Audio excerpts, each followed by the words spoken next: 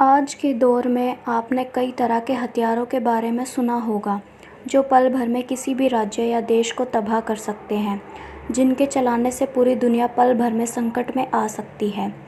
लेकिन आपको ये जानकर हैरानी होगी कि महाभारत युद्ध में इससे भी खतरनाक हथियारों का इस्तेमाल हुआ था, जिन्हें हमारी साइंस आज तक नहीं बना पाई है। महाभारत में जिन हथियारों का इस्तेमाल हुआ था, वह इतने स्मार्ट थे कि आपने टारगेट को तबाह करने के बाद वापस भी आ जाते थे।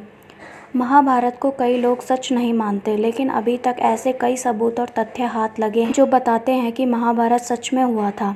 आज इस वीडियो में मैं आपको बताने वाली हूँ महाभारत में इस्तेमाल हुए कुछ खतरनाक हथियारों के बारे में। दोस्तों, सबसे पहले बात करते हैं ब्रह्मास्त्र की। पुराणों में इससे बहुत ही खतरनाक हथियार माना जाता है, जिसे भगवान ब्रह्मा ने बनाया था। ब्रह्मास्त्र एक परमाणु हथियार था और इसे दैवीय हथियार भी कहा जाता था। ऐसा माना जाता है कि यह अचूक और सबसे भयंकर अस्त्र था और जो कोई भी इसको छोड़ता था वह इसे वापस बुलाने की क्षमता भी रखता था, यानी कि इसको इस्तेमाल करने वाला व्यक्ति लक्ष्य को भेदने से पहले भी इसे वापस बुला सकता था। लेकिन महाभारत में अश्वत्थामा को इसे वापस बुलाने का तरीका नहीं पता था। उस समय लाखों लोग मारे गए थे। महाभारत और रामायण में यह अस्त्र कुछ लोगों के पास ही था। ब्रह्मास्त्र की खास विशेषता थी कि यह अपने दुश्मन का सर्वनाश करके ही छोड़ता था और इसका सामना दूसरे ब्रह्मास्त्र से ही किया जा सकता था। बाकी कोई अस्त्र इसके सामने नहीं टिकता था। महर्षि वेदव्यास ने लिखा है कि जहाँ ब्रह्मास्त्र छोड़ा जाता था, वहाँ 12 साल तक जीव जंतु और पेड़ पौधे की उत्पत्ति नहीं हो पाती थी। प्राचीन भारत में कहीं कहीं ब्रह्मास्त्र के प्रयोग किए जाने का वर्णन मिलता है। रामायण में भी मेघनाद से युद्ध करते समय लक्ष्मण ने जब ब्रह्मास्त्र का प्रयोग करना चाहा, तब भगवान राम ने उन्हें यह कहकर रोक दिया था कि अभी इसका प्रयोग नहीं करना चाहिए, क्योंकि इससे पूरी लंका नष्ट हो जाएगी। दोस्तों, अब बात करते हैं भगवान श्री कृष्ण के सुदर्शन चक्र की। कहते हैं कि सुदर्शन चक्र एक ऐसा अस्त्र है जिसे छोड़ने के बाद यह लक्ष्य का पीछा करता था और उसे तबाह कर देता था और वापस छोड़े गए स्थान पर, यानी कि अपने मालिक के पास वापस आ जाता था। इस हथियार को ब्रह्मांड का सबसे खतरनाक हथियार माना जाता था, जो भगवान विष्णु के तर्जनी उंगली में रहता है।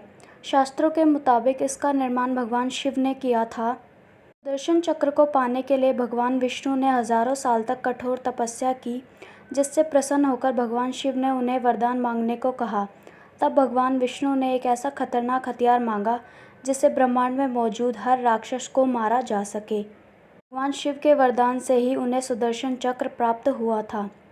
अब बात करते हैं भगवान शिव के त्रिशूल की। त्रिशूल को हिंदू धर्म में आस्था का प्रतीक भी माना जाता है।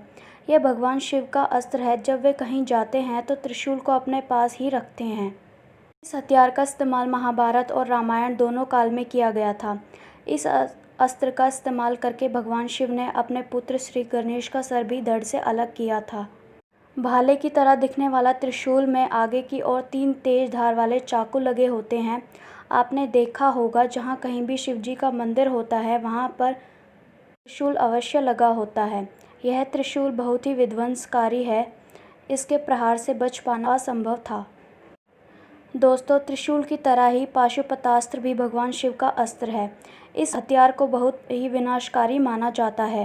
कहा जाता है कि यह इतना घातक है कि पूरी सृष्टि को नष्ट करने की क्षमता रखता है। यह दिखने में एक तीर की तरह होता है, जिसको चलाने के लिए धनुष का प्रयोग किया जाता है। यह अस्त्र महाभारत में केवल अर्जुन के पास ही था। यह अस्त्र मंत्रों के द्वारा चलाए जाते थे और ये दिव्यास्त्रों की श्रेणी में आते थे। दोस्तों, हर हथियार पर अलग अलग देवी या देवता का अधिकार होता है। अर्जुन ने कभी भी इस हथियार का प्रयोग नहीं किया, क्योंकि अगर वह ऐसा करता तो पूरी सृष्टि का नाश हो जाता। दोस्तों, इस वीडियो में इतना ही। आपको वीडियो कैसा लगा हमें कमेंट करके ज़रूर बताना। इस वीडियो को लाइक और शेयर करना तथा चैनल को सब्सक्राइब ज़रूर करना।